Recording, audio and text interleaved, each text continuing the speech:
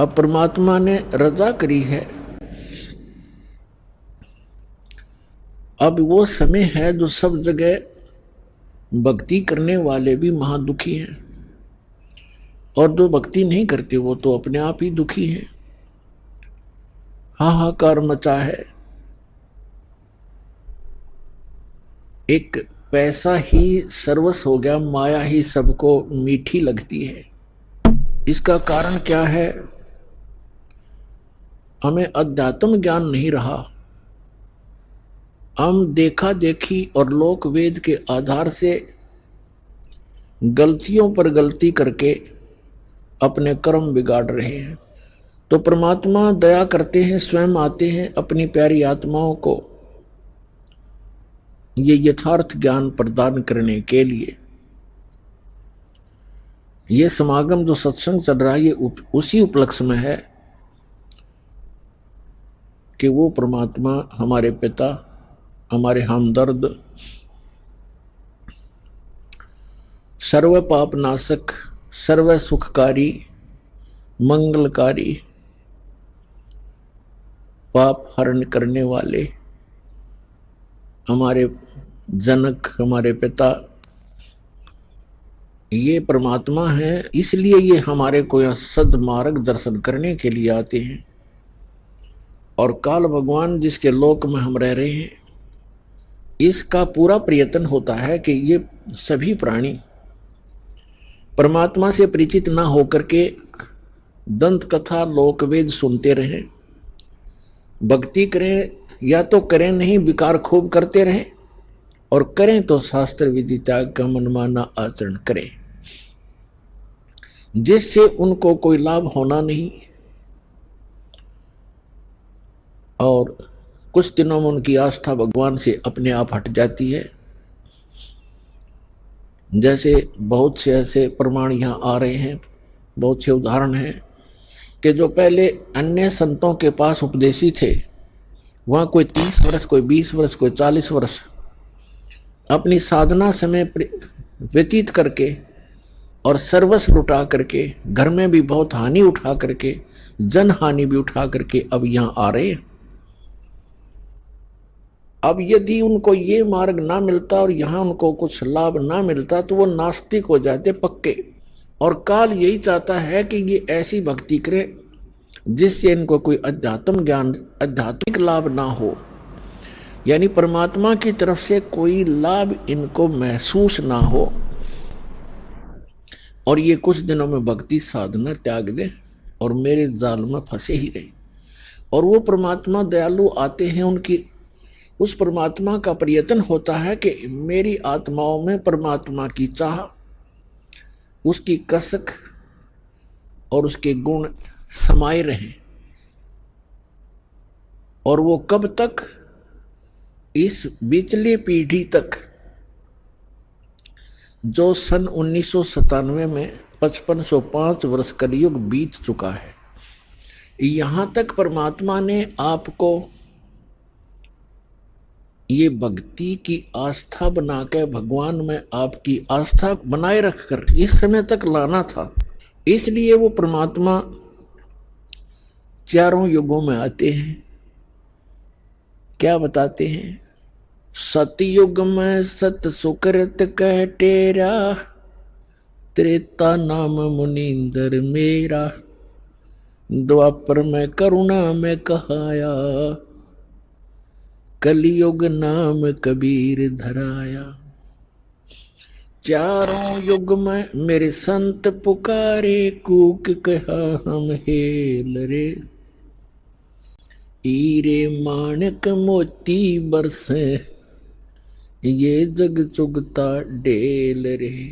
परमात्मा कबीर साहब जो सत्य पुरुष हैं, सारी सृष्टि के रचनहार हैं, ये वही परमात्मा हैं जो बनारस नगरी में, काशी शहर में सन 1398 संवत 1455 ज्येष्ठ सुदी पूर्णमासी को सुबह ब्रह्म मुहूर्त में सतलोक से चलकर आए थे और लहर तारा नामक सरोवर में कमल के फूल के ऊपर आकर नवजात शिशु का रूप धारण करके विराजमान हुए थे।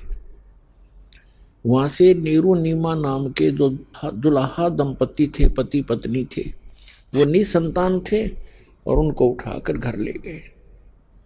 परमात्मा की परवरिश की लीला कंवारी गायों से हुई, कबीर सागर में प्रमाण है। और वेद भी यही बताते हैं, ऋग्वेद मंडल नंबर 9 सूक्त 1 मंत्र 9 में यही प्रमाण है कि वो परमात्मा शिशु रूप धार कर जब आते हैं, वो लीला करते हैं, उसमें उनके परवरिश की लीला कंवारी गायों द्वारा होती है। तो ये परमात्मा वही है जो सारी सृष्टि के रचनहार हैं, जिसका सदग्रंथ गुणगान करते हैं। और आंखों देखा जिन महापुरुषों ने, उन्होंने भी इसी परमेश्वर कबीर जी की महिमा का ही गुणगान किया। और ये वही परमात्मा है, सारी सृष्टि का रचनहार है। इसके विषय में जिन महापुरुषों को परमात्मा प्राप्त हुए, जिन्होंने परमात्मा का वो निज धाम देखा, लोक देखा, सतलोक देखा, जहां हम सभी रहा करते थे, उन्होंने फिर अपनी अमृत वाणी में बोला और बताया। हम सुल्तानी नानक तारे दादू को उपदेश दिया, जात जुलाहा भेद न पाया, ये काशी में कबीर हुआ। अनंत कोटि ब्रह्मांड का एक रति नहीं भार, सतगुरु पुरुष कबीर हैं कुल के सिरजनहार। सतयुग में सत सुकृत कटेरा, त्रेता नाम मुनिंदर मेरा। सतयुग में परमात्मा सत्सुकृत नाम से आए, ऐसे ही कमल के फूल के ऊपर सरोवर के अंदर विराजमान हुए नवजात शिशु बना करके। वहां से एक विद्याधर नाम के ब्राह्मण और उनकी पत्नी दीपिका, वो निसंतान थे, परमात्मा को घर ले गए और कुंवारी गायों से उनकी परवरिश हुई। 5 वर्ष की आयु में, 4 वर्ष की आयु में मनु जैसे जो विद्वान प्रसिद्ध हो रहे थे, पाक रहे थे, उनके छक्के छुड़ा दिए। उनको जबान नहीं छोड़ी उनके मुख में। और एक ही प्रश्न परमात्मा किया करते थे, कौन ब्रह्मा का पिता है, कौन विष्णु की मां, शंकर का दादा कौन है, ऋषि जी मोहे बता। उनके पास कोई उत्तर नहीं था। उल्टा परमात्मा के साथ ही वो बेहुदा व्यवहार करने लग जाते थे। ये झूठा है, ये कपटी है, ये पता नहीं कहाँ किस जाति का है। वहाँ पर पढ़ा मिला था, विद्याधर के घर आ गया, ब्राह्मण के घर। ये ऐसी ऐसी नीच बातें वो परमात्मा के लिए बोलने लगे, विषय बदल दिया करते थे। इसी प्रकार परमात्मा त्रेता युग में मुनिंदर नाम से प्रसिद्ध हुए। उस समय वही आत्मा जो विद्याधर और दीपिका वाली थी, वो दोनों त्रेता युग में फिर ब्राह्मण कुल में ही उनका जन्म था। दोनों का संयोग होया। उनके नाम थे वेदविज ब्राह्मण पंडित और सूर्या नाम की उसकी पत्नी जो दीपिका थी, वो सूर्य नाम से जन्मी, पुनर्जन्म हुआ। ऐसे ही वो निसंतान थे। परमात्मा फिर उनको ऐसे ही सरोवर के ऊपर कमल के फूल पर सुबह सुबह मिले, वो उठा करके घर ले गए। उस समय परमात्मा ने उन ऋषि महर्षियों को सबको निरुत्तर कर दिया। सभी परमात्मा के साथ अच्छा व्यवहार नहीं करते थे और उनको ऐसे ही उलाहने दिया करते, ताने लगाते थे, व्यंग करते थे कि ना जाने तो किस जाति का है, वेद बीज को कहाँ पड़ा मिला था। जब त्रेता युग में परमात्मा आए हुए थे, उस समय की एक कथा सुनाते हैं, परमेश्वर की सुप्रसिद्ध है। हम एक भक्त ने प्रश्न किया था, जब दास गांव गांव में घर घर में सत्संग करने जाता था, उसने सत्संग सुनने से पहले कहा, जी मैं रामायण को बहुत अच्छी तरह पढ़ता हूँ और गहनता से उसका अध्ययन करता हूँ। मुझे 1-2 प्रश्न ऐसे खटक रहे हैं जिनका मुझे किसी भी मंडलेश्वर के पास, किसी भी संत ऋषि आचार्य शंकराचार्य संत महात्मा के पास उसका उत्तर नहीं मिल पा रहा। उत्तर वो देते हैं अपने ढंग से, पर मेरी संतुष्टि नहीं होती। मैंने कहा बोलो भाई बताओ क्या प्रश्न है आपका। उन्होंने कहा कि रामायण के अंदर मंदोदरी जो रावण की पत्नी और विभीषण, उनकी ऐसी वाणी है रामायण के अंदर, उन्होंने जो विचार व्यक्त किए हैं उस राक्षस नगरी के अंदर, ऐसे शुभ विचारों के ये आत्मा कहां से आ गई, इनको ये ज्ञान कहां से प्राप्त हुआ। मंदोदरी कितना समझाती है, विभीषण भी बहुत अच्छे वचन कहता अपने भाई को। ये विचार उनके पास कहां से आ गए, और पूरे श्रीलंका के अंदर कोई बोलनिया नहीं था। और दूसरा वो ये कह रहा था कि जैसे हम सुनते हैं कि समुद्र के ऊपर पुल बनाया, कोई कभी तो हम किसी से सुनते हैं कि श्री रामचंद्र जी ने पत्थर तरा दिए, फिर हम ये भी पढ़ते हैं कि श्री रामचंद्र जी ने 3 दिन तक घुटनों पानी में समुद्र में खड़ा होकर के याद प्रार्थना करते रहे, अग्निबाण से फूंकना चाहा। फिर उन्होंने कहा कि नल नील आपके यहाँ ऐसे भक्त हैं जिनके हाथों में ऐसी करामात है, उनके हाथों से पत्थर भी नहीं डूबते। और नल नील ने पत्थर तरा दिए। कोई कहता है श्री हनुमान जी ने राम नाम लिख दिया पत्थरों पर, वो हल्के हो गए, तैरने लग गए। ये इस बिना सिर पैर की बात है, मुझे कोई संतुष्टि नहीं मिल रही। मैंने बहुतों से प्रश्न कर लिया, वो भले ही अपनी तरफ से उत्तर देने की चेष्टा करते हैं। मैंने उससे कहा कि पुण्यात्मा, मुझे भी पहला ऐसा हिंदू भक्त मिला है जो ऐसा प्रश्न करने वाला हो, अपने सदग्रंथों में जिसको शंका हो और उसका समाधान ना हो पा रहा हो। अन्य श्रद्धालु तो कोई तो कहीं फंस गए हैं, कोई राधा स्वामी कहीं चले गए, कोई किसी के, कोई सच्चा शब्द सरसाब, उन्होंने रामायण आदि पढ़ने की आवश्यकता नहीं महसूस हो रही। और शेष जो श्रद्धालु वो ब्लाइंड फेथ किए बैठे अपने गुरुओं पर। और एक आप हो जो ऐसी बात कही है जो प्रत्येक ने इस पर विवेचन करना चाहिए था। और इसके लिए यदि मैं आपको उत्तर दूंगा अभी, तो आपकी बुद्धि कैच नहीं कर सकती, क्योंकि आप बालक हो अभी, तो आप इस अध्यात्म मार्ग में प्रथम कक्षा के विद्यार्थी भी नहीं हो। तो सबसे पहले आपने सृष्टि रचना सुनना पड़ेगा। अब रात्रि में मैं सत्संग करूंगा, आप सत्संग सुनना,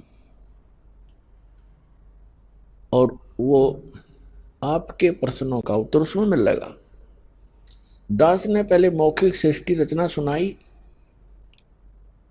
और उसको ऐसा लगा जैसे ये दंत कथा लोक वेद बनावटी सी कहानी है।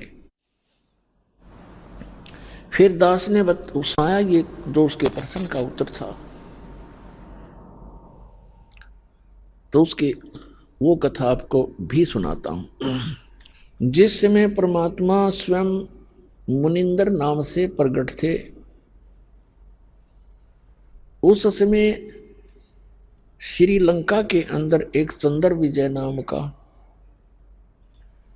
एक भाट था। भाट आपको पता होगा, जो राजाओं के घरों में जाते थे, बड़े बड़े नवाबों के घर जाते थे, उनकी प्रशंसा के पुल बांधा करते थे, उनको कथा कहानी सुनाया करते थे, उनको चुटकुले सुनाकर उनकी महिमा के पुल बांधकर प्रसन्न करके उनसे कुछ रोजी रोटी प्राप्त करते रहते थे। वो चंद्र विजय नाम का एक भाट था। उसके घर में पुत्र पुत्रियां और पुत्र वधू कुल मिलाकर 16 सदस्य थे। परमात्मा कहते हैं, सो छल छिद्र मैं करूं अपने जन के काज, गोता मारूं स्वर्ग में जा बैठूं पाताल। गरीबदास जी वर्णन कर रहे हैं परमात्मा की महिमा को। गरीबदास ढूंढता फिरूं अपने हीरे मोती लाल। तो परमात्मा एक साधु रूप में चंद्र विजय जिस रास्ते से सुबह सुबह सैर सपट्टे को जाता था, उस मार्ग में एक वृक्ष के नीचे बैठ के, और पुण्यात्मा भक्त का एक विशेष लक्षण होता है कि साधु संत दिखाई देते उसकी आत्मा अपने आप आकर्षित हो जाती है। वो उसका सौभाग्य या दुर्भाग्य, वो असली है या नकली, लेकिन वो असली मानकर ही पहुंच जाता है। तो परमात्मा भी कहते हैं कबीर साहब के साधु दर्शन राम का, साधु दर्शन राम का, मुख पे बसे सुहाग, और दर्श उन्हीं को होत हैं जिनके पूर्ण भाग। कबीरा दर्शन संत के, परमात्मा आवे याद, और लेखे में वही समय, बाकी का समय बर्बाद। अब जो ही चंद्र विजय अपने निर्धारित समय पर सुबह सुबह बाहर निकला, घूमने के लिए गया, फ्रेश होने के लिए गया, जाते समय देखा कि साधु बैठा है अपना। वापस आते समय उन्होंने चरणों में प्रणाम किया और कहा, महात्मा जी, दास का यह मकान है, छोटा सा झोंपड़ा है, दर्शन दो भगवान, कुछ आहार करो, हमारा भी उद्धार करो। परमात्मा तो गए उसी विषय में थे।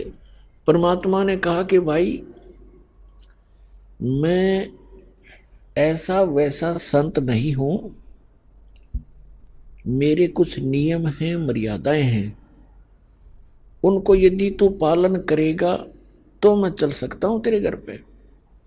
करबद्ध होकर के चंद्र विजय भाट ने कहा कि हुक्म करो परवरदिगार, क्या नियम है, क्या आदेश है आपका? संभव कोशिश करूंगा, जितना भी संभव मेरे से हो सकेगा।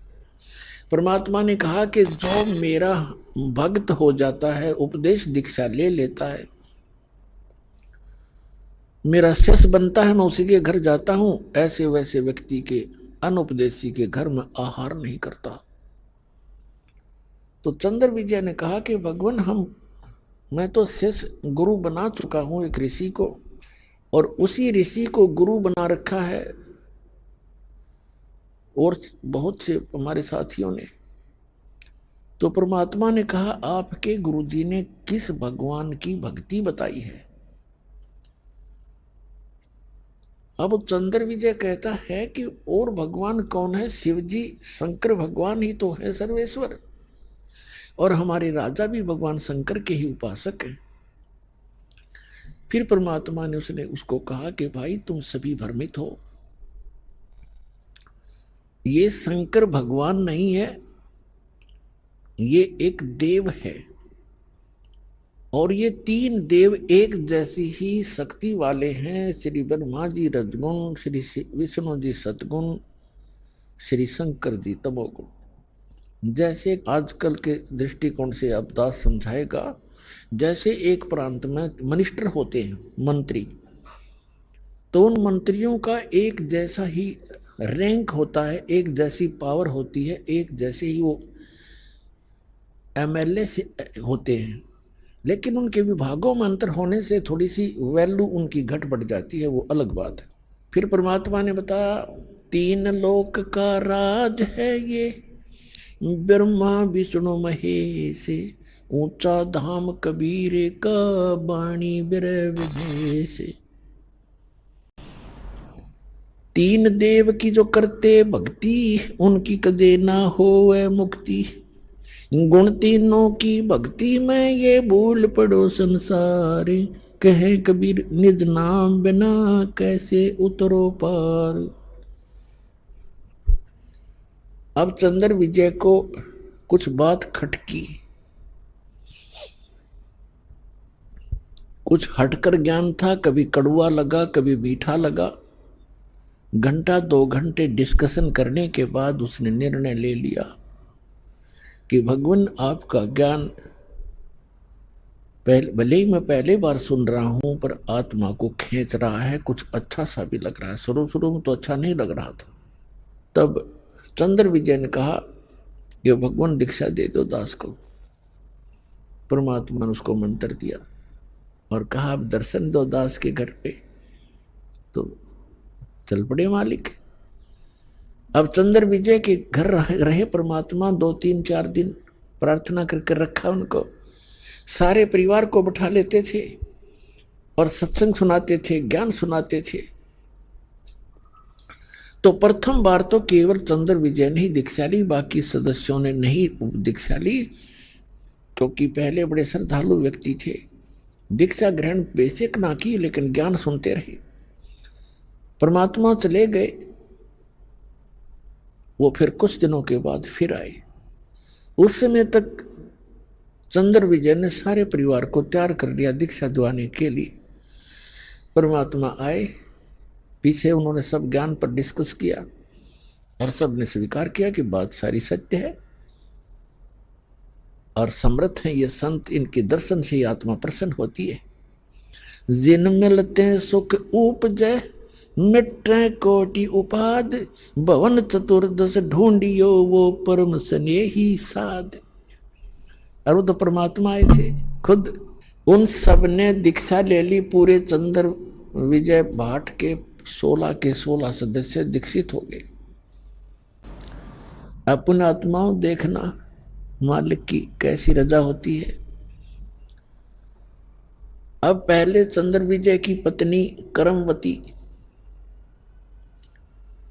प्रतिदिन मंदोदरी के पास जाती थी, 1-2 घंटा उसका मनोरंजन करवाया करती थी। और क्या सुनाया करती थी? ऐसे ही घटिया सतर के चुटकुले, बेहुदी बातें जो आम समाज में कहीं भी नहीं जाती। इस तरह की घटिया प्रकार के चुटकुले ऐसे ही जैसे बतलाया करती हैं वो दोनों जनी, और मंदोदरी को हंसाया करती थी, खुश करती थी। जब उस करमवती को ये ज्ञान हुआ, फिर वो जाकर के मंदोदरी जी को, Mandodari wife of Ravan king of Lanka, उसको समझाने लगी, ये ज्ञान सुनाने लगी। इस ज्ञान को सुनकर मंदोदरी की आत्मा ऐसे खिंचने लगी और एक दिन ये बोली कि करमवती, तेरे अंदर तो सारा डंगा भरा था, ये बात तू लाई कहां से? इतने सुंदर वचन आत्मा को खींच रहे हैं, तो ये ज्ञान कहां से लाई? तेरे सत्र का ज्ञान नहीं है ये। और ना आज तक हमने किसी कथा, किसी महाभारत में देखा ना आज तक हमने किसी सदग्रंथ में देखा नहीं, और किसी पुराण में पढ़ा नहीं, किसी ऋषि ने सुनाया नहीं। यूं बता, ये कथा तेने ये ज्ञान सुना कहां से? करमवती ने बताया, हमारे घर पे हमारे गुरु जी आते हैं, उन्होंने ये ज्ञान सुनाया मंदोदरी। अब मंदोदरी ने कहा कि अब के तेरे गुरुजी आए तो मेरे घर बुला के लाना। अब परमात्मा फिर जाना ही था अपने पेड़ पौधों को संभालने के लिए। तो परमात्मा गए तो मंदोदरी, उसने करमवती ने कहा, करमवती ने अपने गुरुदेव से कहा कि गुरुवर, हमारे राजा की रानी को मैंने आपका ज्ञान सुनाया, वो बड़ी प्रभावित हुई और वो आपका दर्शन करना चाहती है। उसने कहा है कि आप एक बार अपने गुरु जी को बुला लाओ।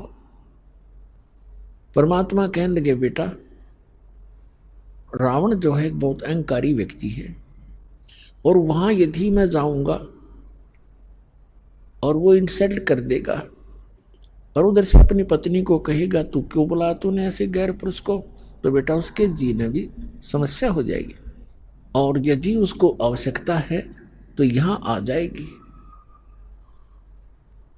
अब करमवती के सामने धर्म संकट और राज संकट दोनों खड़े हो गए। धर्म संकट तो ये हो गया कि गुरुजी ने कह दिया, मैं दोबारा कहूं कैसे,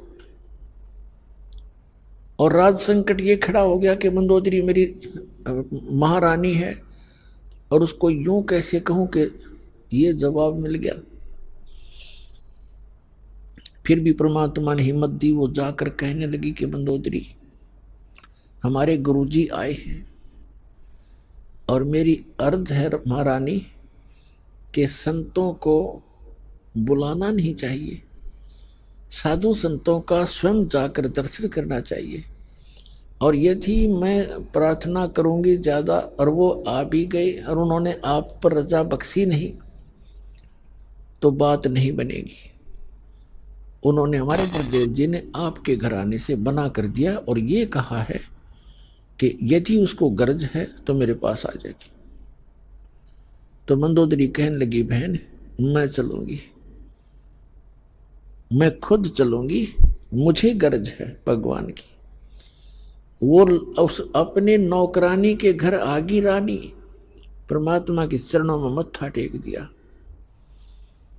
और ज्ञान ग्रहण किया, दीक्षा प्राप्त की। क्योंकि कर्मवती ज्ञान से पहले काफी परिचित हो चुकी थी और उसने मंदोदरी को बहुत कुछ ज्ञान सुना दिया था। मंदोदरी परमेश्वर मुनिंदर जी की शिष्या बन गई। फिर वो अपने पति रावण से ये कथा ज्ञान सुनाने लगी। रावण कहने लगा, तेरी बुद्धि चल चुकी है, तेरे को किसी गलत व्यक्ति ऋषि ने बहका दिया है।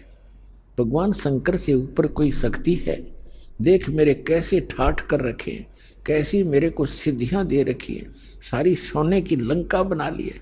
ए मूर्ख औरत, तू अब भी नहीं समझ पाई, किसके चक्कर में फंस गई।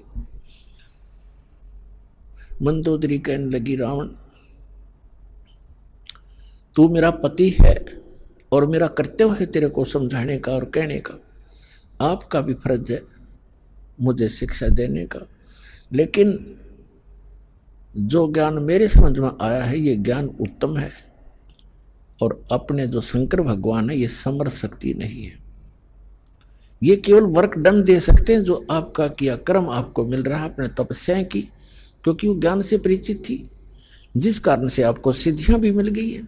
लेकिन ये अस्थायी है, एक दिन आपकी भी मृत्यु होगी और शंकर भगवान की भी मृत्यु होगी। रावण कहने लगा, आज के बाद मेरे से जिक्र भी मत कर देना, क्योंकि उसने तो राज चाहिए था, राज उसको प्राप्त था, बस फाइनल उसने ज्ञान इतना था उसको। ऐसे गुरु मिले हुए थे। एक दिन उसने अपने देवर विभीषण के सामने ये जिक्र किया कि है तो ये भी उसका भाई, लेकिन मेरा कर्तव्य है समझाने का, मानो चाहे मत मानो। तो विभीषण को जब ये ज्ञान सुनाया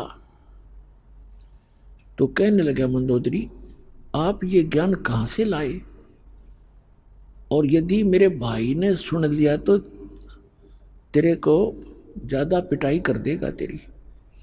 मंदोदरी कहने लगी, मैंने तेरे भाई से बता दिया, सारा कुछ सुनाने की चेष्टा की पर वो मान्य गति नहीं। पिटाई तो नहीं की, लेकिन वचन ऐसे कह दिए कि आगे से मेरे का सामने जिक्र भी नहीं करेगी। तो विभीषण कहने लगा कि आपको कहां से ज्ञान प्राप्त हुआ कि मैंने गुरु बना लिए। एक महापुरुष आते हैं चंद्र विजय भाट के घर पे, मैं वहां दीक्षा लेकर आई हूं। विभीषण कहने लगा, इतना उत्तम ज्ञान और आपने मुझे पीछे क्यों छोड़ दिया, मुझे भी दीक्षा दिला दो। तो विभीषण ने भी परमेश्वर मुनिंदर जी से दीक्षा ग्रहण की। अपने आत्माओं कुछ समय के उपरांत श्री रामचंद्र जी वनवास काट रहे थे और साथ में उनकी पत्नी धर्मपत्नी सीता जी और उनके छोटे भाई भी साथ थे। तो रावण ने सीता का अपहरण कर लिया, अपने नौलखे बाग में उसको बंदी बना दिया, कैद कर लिया और उसको तरह तरह की यातनाएं दी और अपनी पत्नी बनाने की भी कुचेष्टा की। लेकिन वो सती परमात्मा की शक्ति कुछ उसके साथ थी, रावण सफल नहीं हुआ। रावण को कुछ ऐसा श्राप लगा हुआ था जिस कारण से उसका धर्म पतिव्रता का बचा रहा।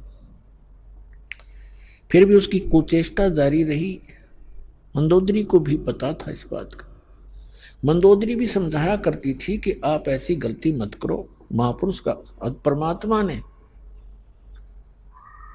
परमेश्वर ने, कबीर परमेश्वर से मंदोदरी ने प्रार्थना की कि हे गुरुवर, मेरे पति किसी औरत को उठा लाए और पता नहीं वो कौन है, वो बहुत ही सुंदर है और मेरे पति की नीयत खराब है और पुण्यात्मा एक औरत कभी पसंद नहीं करती उसका पति कोई गलती करे।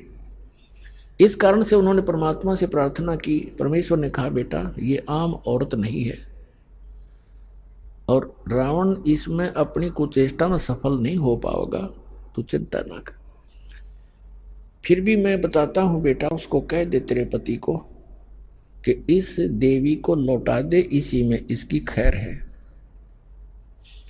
ये आम औरत नहीं है, ये लक्ष्मी अवतार है और श्री विष्णु श्री राम रूप में अपने कर्माधार से यहाँ वनवास प्राप्त किए हुए थे।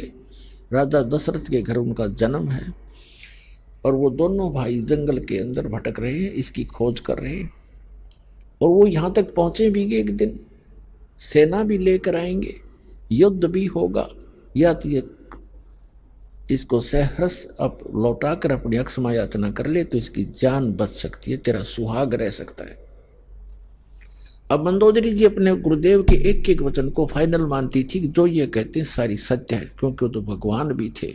रावण को जाके मंदोदरी ने कहा कि आप इस देवी को लौटा दो, ये आम औरत नहीं है, ये इस भगवान विष्णु की पत्नी समझो, लक्ष्मी जी आई हुई है और श्री विष्णु जी ही श्री रामचंद्र रूप में जो इनके पति हैं वो जंगल में घूम रहे हैं, इसकी खोज कर रहे हैं। आप इसको लौटा दो और अक्षमा याचना कर लो। रावण ये बात सुनकर ऐसा क्रोधित हो गया, कहने लगा ये मूर्ख औरत, तेरा दिमाग खराब है। एक दो मांसाहारी मस्करे जंगल में फिरते हैं तीर लिए, उनसे मुझे डराती है। मेरे 1 लाख पुत्र हैं, 1.25 लाख मेरे नाती हैं, मेघनाथ और जैसे मेरे पुत्र हैं, कुंभकर्ण जैसे मेरे भाई हैं, तो किससे मुझे डराती है। एक दो व्यक्ति जंगल में फिर रहे हैं और माफी मांगने की कहती है, क्षमा याचना करने की कहती, तेरी बुद्धि चल गई है, बहुत कुछ खरी खोटी कही। अब मंदोदरी को अपने गुरुदेव की बात पर फाइनल विश्वास था, अटल विश्वास था कि न जो बोला सही है। तब परमात्मा से उन्होंने फिर स्वयं प्रयत्न किया। उधर से सीता जी की खोज करते करते हनुमान जी ने वो सुराग लगा ही लिया था कि रावण के बाग में, 9 लखा बाग में वो बैठी है, कैद है। फिर वो तैयारी हो रही थी उधर से सेना की। रावण के पास भी एक संदेश से आ चुके थे कि आप ये लौटा दो, जैसे अंगद जैसे दूत बनकर भी आ लिए थे और इसने अपनी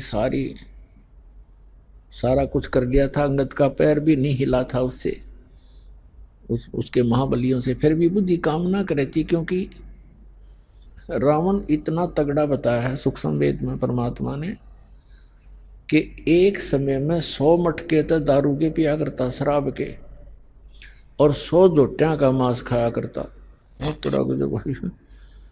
और ब्राह्मण था, एक भैंसे का मांस खाने लगे जैसे खाते होंगे जितने, मेरे ख्याल में 100 आदमी नहीं खा सकते वर्तमान के। और उस समय 100 मटके दारू के, एक मटका भी बड्डे होंगे उनके उस समय के तहत, अभी 15-20 लीटर का तो एक घड़ा होता ही होता है। 100 मटके दारू के एक बार पिया करता और 100 जोटियां का मांस, भैंसों का मांस खाता था। इतना तगड़ा बलशाली। सतयुग में 100 फुट की हाइट होती थी मानव की, मनुष्य की, और त्रेता में 80-70 फुट की हाइट होती थी। ये सैड का बिचला सिरा 45 फुट है, हिसाब लगा लो कितना ऊंचा दिखा आपने। इसे 25 फुट और ऊपर जाइए, इतने लंबे, और फिर चौड़ाई से पैरेलल होगी इसकी। तो बुद्धि भ्रष्टता, खा पी कर दारू शराब पी कर खा कर मांस, राक्षस जैसी बुद्धि हुई और सच्चाई पर विचार करना बंद कर दिया। तो उसकी पत्नी ने देखा, परमात्मा ने बताया है कि तेरा सुहाग उजड़ेगा, या तो इसे न मना ले। तब एक दिन मंदोदरी ने भगवान से कहा, गुरुदेव आप कृपा करो, एक बार आप समझा दो मेरे पति देव को, और यदि वो आपकी बात नहीं मानेगा तो मैं उसे न मराए मान लूंगी।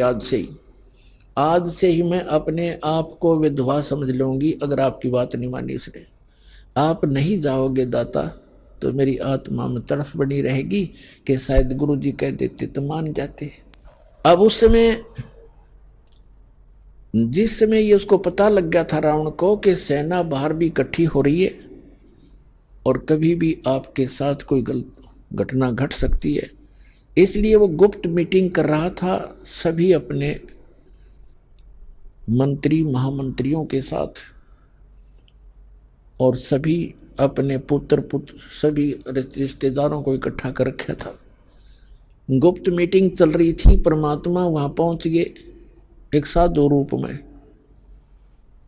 और वहां गेट के ऊपर खड़ा था गेट कीपर पहरेदार। उससे जाकर कहा कि भाई मुझे राजा रावण से मिलना है, मेरा संदेशा भिजवा दो, मैं उससे मिलना चाहता हूं। पहरेदार ने कहा कि महाराज ये रावण इतना खतरनाक आदमी है, इतना क्रोधी है, इसने आदेश दे रखा है कि अंदर का संदेश तो बाहर जा सकता है, बाहर का संदेश इस दौरान मेरे पास लेकर आने की आवश्यकता नहीं, तेरा सर कलम कर दूंगा, कत्ल कर दूंगा। तो महाराज मैं बेबस हूं। अब उस समय संतों से भी डर लगता था, क्योंकि वो कोई वचन कुवचन बोल देते थे जो हानि कर देता था। तो परमात्मा समझ गए कि इसके बस की बात नहीं, अपनी व्यवस्था ये सही जाहिर कर रहा है। तो परमात्मा वहां अंतर ध्यान हुए और रावण के दरबार के अंदर प्रकट हो गए, जहां पर लाखों आदमी बैठे हों। तो कितना बड़ा महल होगा, इतना लंबा, बीच में गेट, ऊपर ऊंची स्टेज के ऊपर बीच में गैलरी, स्टेज पर बैठा रावण। जो ही उसने देखा कि ये आदमी महात्मा अंदर किसने आने दिया, रावण ने आदेश दिया गरज के पहरेदार को बुलाओ। उसने कैसे इसको अंदर आने दिया, आज हम गुप्त मीटिंग कर रहे हैं। तब तक परमात्मा निकट आ गए और कहा, जी आपके पहरेदार का दोष नहीं, आपके गेट कीपर ने कति मना कर दिया था, और यहां तक कहा था कि अंदर का संदेश बाहर आ सकता है, बाहर का संदेश मैं अंदर नहीं जाने दूंगा, और आपको तो जाने ही नहीं दूंगा। तो रावण ने पूछा कि तू आया कैसे, फिर जबरदस्ती आया कि नहीं? उसको पता ही नहीं मैं कैसे आया। तो परमात्मा एकदम अदृश्य हो गए, अंतर ध्यान हो गए, और फिर तुरंत वहीं प्रकट हो गए। तब कहा कि मैं ऐसे आया, उसको नहीं पता, वहां तो मैं अदृश्य हो गया और आपके महल के अंदर राज दरबार में मैं प्रकट हो गया, ऐसे आ गया। तो रावण ने कहा कि बोल क्या काम आया तू, फिर तेरी खबर लूंगा, तू अंदर आ कैसे गया। परमात्मा ने कहा कि रावण जिस देवी को तू उठाकर लाया है उसको वापस लौटा दे, तेरी इसी में खैर है, और अपनी अक्षमा याचना कर ले, तेरा कुल बच जाएगा, तेरी जान बच जाएगी। वो भगवान विष्णु के अवतार हैं और ये लक्ष्मी अवतार सीता है। रावण कहता है कि अपनी जुबान बंद कर ले और तू वापस चला जा। परमात्मा ने कहा कि तेरी विनाश काले विप्रता बुद्धि होगी है रावण, तेरा सर्वनाश निकट है, तो दुनिया के अंदर एक नंबर का दुष्ट प्रसिद्ध होगा।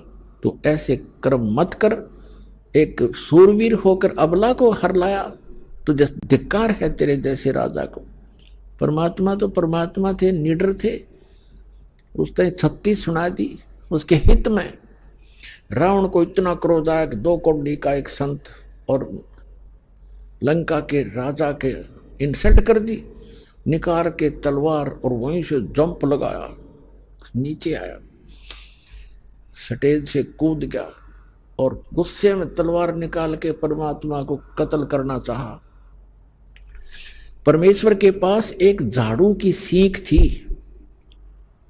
आपको देखी होगी झाड़ू की सींक कितनी पतली होती है। एक सींक, वो तिल्ली सींक लंबी सी, और उसको ऐसे कर दिया, हाथ में ले रखा था, ऐसे कर दिया।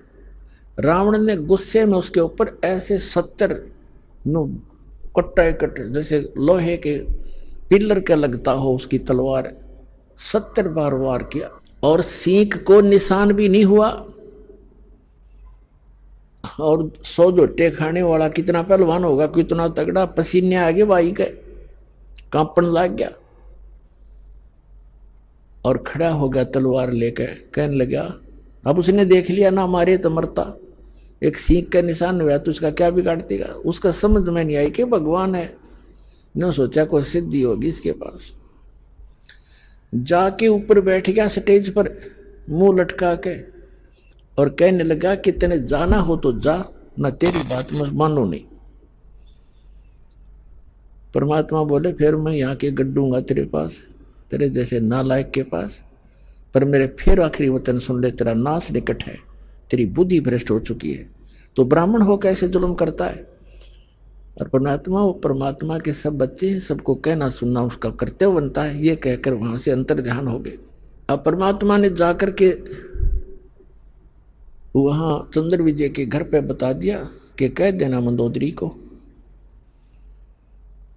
कि मैंने उससे कहा था, लेकिन वो बिल्कुल नहीं माना। मंदोदरी वहीं आ गई कुदरती, क्योंकि बुला लाई जाकर के वो कर्मवती चंद्र विजय भाट की पत्नी, और कहा परमात्मा ठीक है, आपकी बात उसने नहीं मानी तो मेरा आज से वो मन तमर्चू मान ली उसकी। परमात्मा बोले, बेटी मैंने अपना जो आपने कहा मैंने वो कर दिया, पर वो नहीं माना।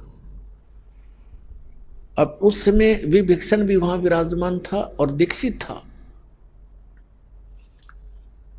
उसने घर आकर बताया कि अपने भाभी जी को बताया, मंदोदरी को, कि मंदोदरी आज तो मेरे भाई ने परमात्मा का कत्ल कर दिया होता, पर परमात्मा ने ऐसी लीला करी कि एक सीख ले रखी थी झाड़ू की, और ऐसे कर दी, और उसने 70 बार उसको बहुत जबरदस्त ताकत से 70 वार किए, टस से मस नहीं हुई और मान्या फिर भी नहीं।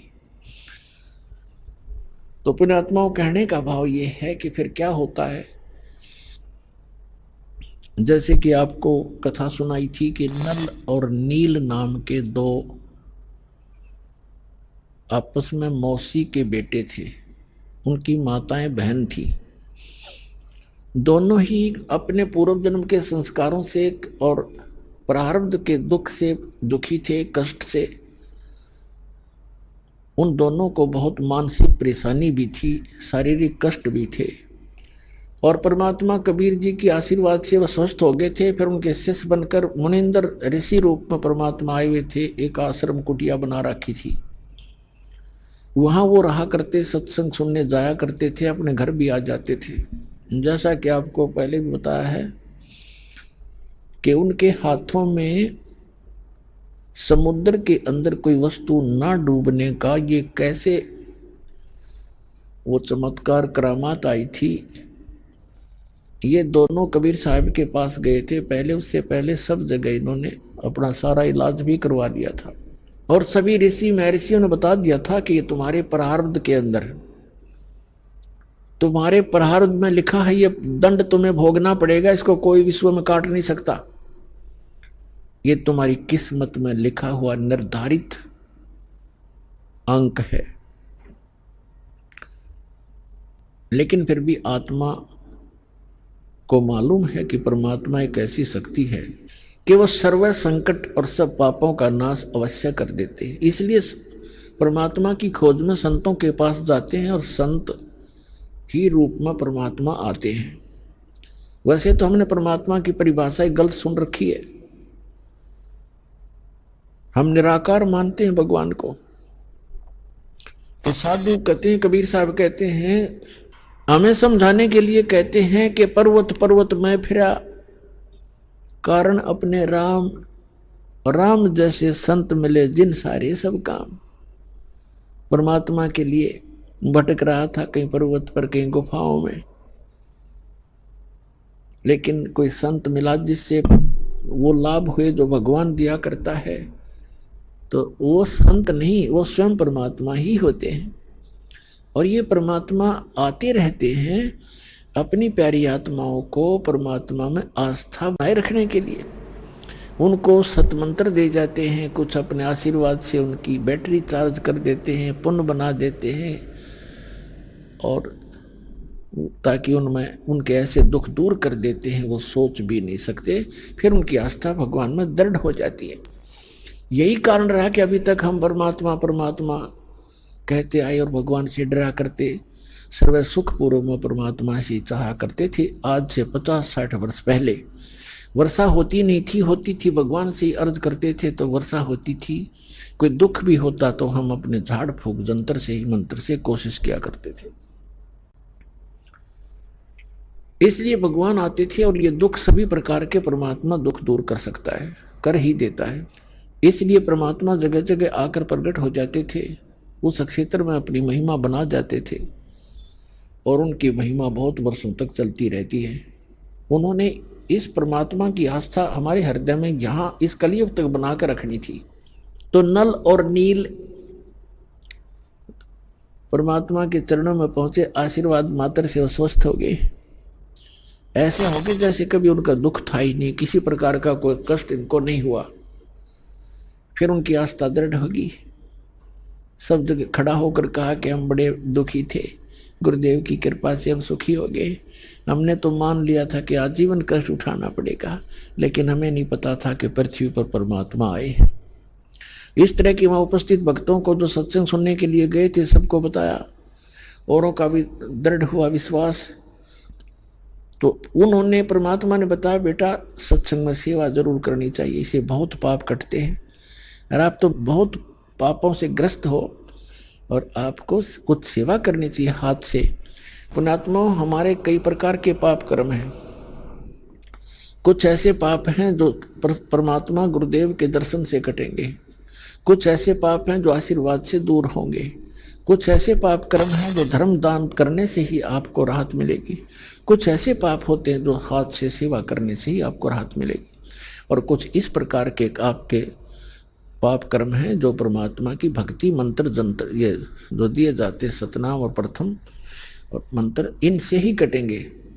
तो ये सारा कुछ मिलाकर एक ट्रीटमेंट है आत्मा को स्वस्थ करने का और सतलोक में जाने का, और यहाँ भी भौतिक लाभ प्राप्त करने का। तो ये सारा कंप्लीट कोर्स करने से ही आपको पूर्ण लाभ प्राप्ति होगी।